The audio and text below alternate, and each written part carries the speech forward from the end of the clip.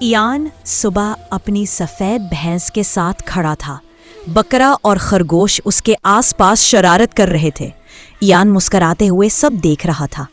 ایان بھینس کو چارہ دے رہا تھا۔ بکرا اور خرگوش مزیدار شرارت کر رہے تھے۔ ایان نے منہ دھویا اور بھینس پانی پی رہی تھی۔ بکرا پھسل گیا اور خرگوش اچھل کر بچ گیا۔ سب مزے کر رہے تھے۔ ایان گھوڑے پر سوار ہو کر کھیت میں گھوم رہا تھا۔ بکرا اور خرگوش اس کے پیچھے شرارت کر رہے تھے۔ ایان گھوڑے سے اتر کر کھڑا ہوا۔ بکرا اور خرگوش شرارت کر رہے تھے اور بھینس چارہ کھا رہی تھی۔ ایان نے بھینس کو پانی پلایا۔ بکرا اور خرگوش مزے لے رہے تھے اور گھوڑا چر رہا تھا۔ ایان بھینس کا دودھ نکال رہا تھا اور بکرا اس کے آس پاس اچھل رہا تھا۔ خرگوش بھی مزے میں اچھل رہا تھا۔ ایان گھوڑے پر سوار ہو کر کھیتوں میں گھوم رہا تھا۔ بکرا اور خرگوش مزے لے رہے تھے اور بھینس چل رہی تھی۔ ایان دودھ غریب بچوں میں تقسیم کر رہا تھا۔ بکرا اور خرگوش اس کے آس پاس مزے لے رہے تھے۔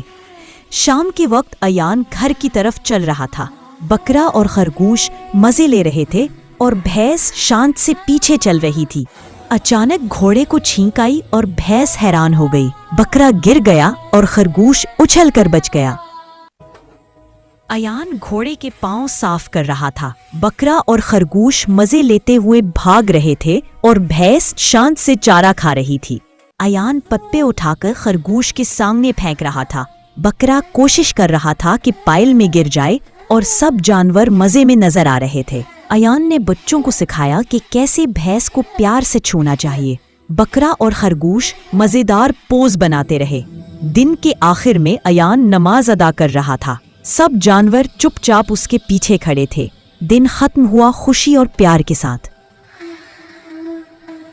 اسلامک نالج چینل میں خوش آمدید۔ ہماری چینل کو سبسکرائب کریں اور اس ویڈیو کو لائک کریں۔ آپ کا دوست بلال۔